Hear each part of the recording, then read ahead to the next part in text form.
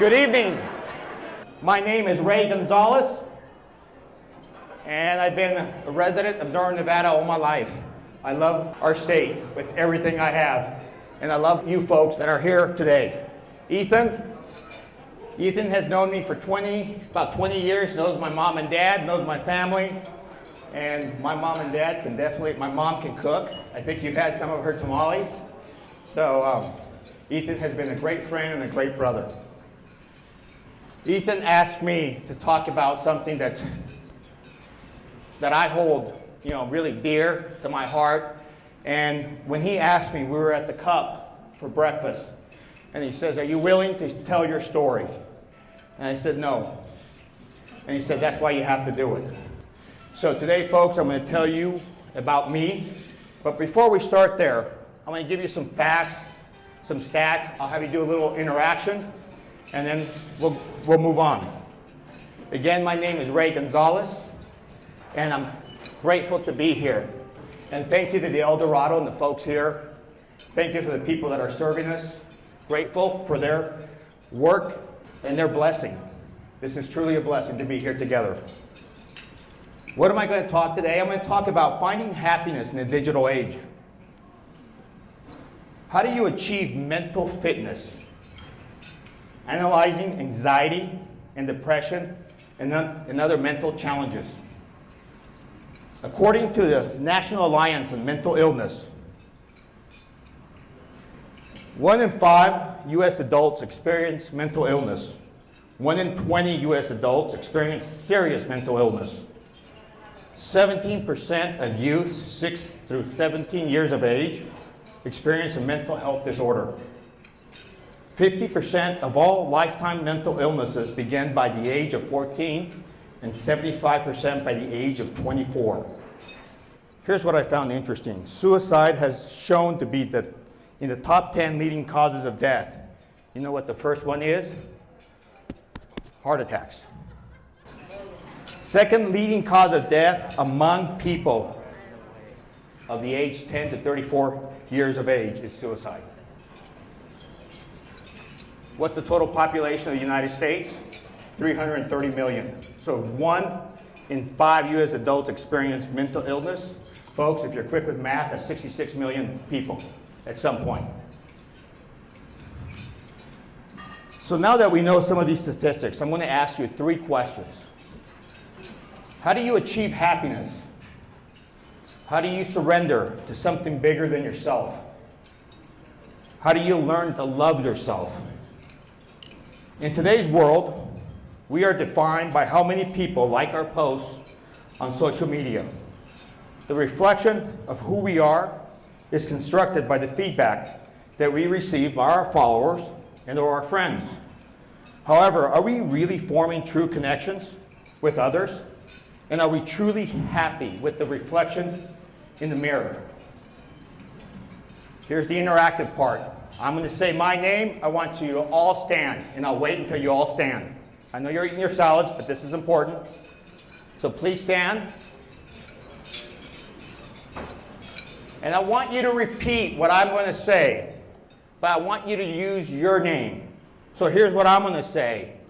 I Ray Gonzalez, am lovable, and I love myself. I have tremendous love for all those around me. You can go ahead and sit down.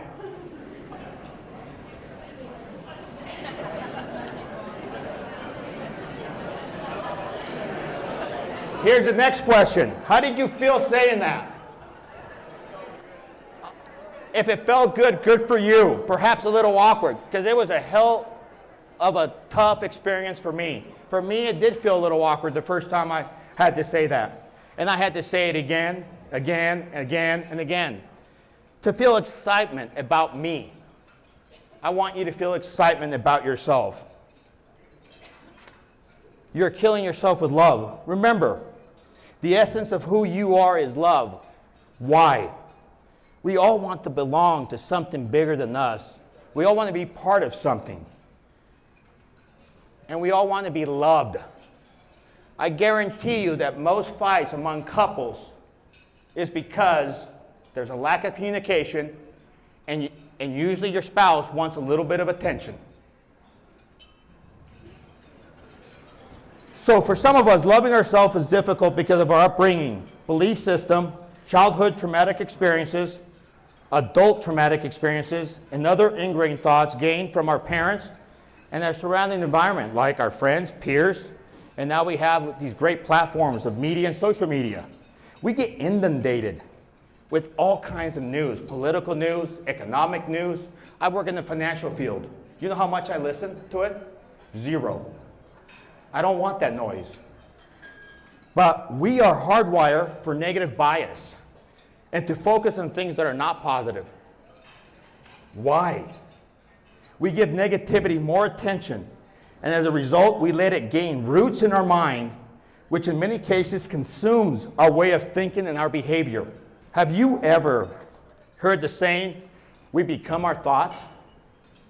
Well, I'll tell you something. Change your mindset, and you change your life. Throughout my life of 45 plus years, I felt like I lived for someone else, constantly trying to prove my worth and seeking to be loved. The things I thought I loved were really not a result of my true inner passions. They were always done for approval, self-worth, and acknowledgement. Today, I love water sports. I overcame my fear of the water. Winter sports, lifting, recreational activities. Some of you folks may have met two wonderful men at the front. I happened to give them a headache at their gym over at the rack. Beautiful facility. But they had to tell me every once in a while that perhaps basketball wasn't for me, or for the health and safety of the other players. That's for you, Dave and Gabe. Wonderful men, wonderful men. My friends, music, scripture readings, meditation, and simply letting go and surrendering to the beauty that surrounds me. You know, I had a friend, and I'm going to say his name, Rick Revilio. Rick was amazing. You know what he said? If any of you know him, he's built like a, just, muscular. And he was in my face and he said, baby, you got to read the Bible. And I said, no, I don't. And he was right, but that was my journey. Meditation is vital for me as it gets me in a place of tremendous clarity. Sometimes I feel like I slept 12 hours when I meditate every single day for 20 to 30 minutes. It allows me to slow down and be present and mindful, where I can enjoy my kids, to you all here in this audience. I used to think hard work, stress, anxiety, severe intensity were just part of life. This is how you succeed, right? You study, you get accolades, you put them in your desk, and you continue to accumulate. Well, folks, I did all that. I built $1 billion practice. I wanted to be the best financial consultant in this state, not just in this state, in the West Coast, and in the country. I achieved some of those things. I had to gain love for me and others to start achieving positive results in 3 pillars of fitness. How is it that we as humans end up experiencing intense mental suffering in a world that can give us so much good? Let me tell you a story. This is a story of a loving little boy. His inner emotional makeup was to love and be loved. However, this little boy was beaten repeatedly and physically abused at times with a cord or a belt to the point where the skin bled immediately as it was split open from the blows. This little boy on several occasions when working with his father got hit with a hammer in the head. In an instant, blood started gushing out. Then as he was taken to a place where teenage girls babysat him, he was sexually molested. Let me add that this little boy was 3 to 4 years of age when some of these things started to happen to him, and continued until teenage years. This boy went from a loving child to an aggressive and angry individual. As an adult, it was not uncommon for him to get into fights, to fight authority, and walk around with a chip on his shoulder. The only reason he succeeded in school, college, and his career was that he wanted to prove to his father and to anyone else who did not believe in him that he could make more money than them all one day. He was determined to prove that he was not a failure. Basically, it was a big FU to his father and the world around him. As a grown man who became married, he found a partner that was identical to his dad's personality. What did this man do? When he did not get the love from his spouse, he acted in unhealthy ways. He continued down the road of self-destruction and being a poor example even to his kids.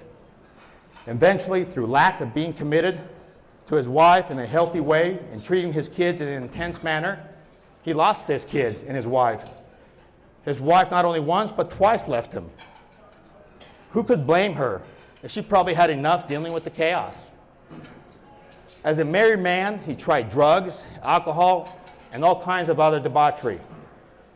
Eventually, through the stress of life and work, he experienced a sensation like nothing he ever felt before. He thought he was having a heart attack, and his limbs felt like they were on fire. They ached, and the pain would not stop. He needed severe psychological and psychiatric help, as the family doctors could not find something wrong with him. He felt different. He felt like he was going crazy. He had a brother who was schizophrenic, and he believed that perhaps this is what's happening to him. The years when his anxiety would become debilitating, he felt like he was better off dead. In fact, on one occasion, he looked for his dad's gun to end it all.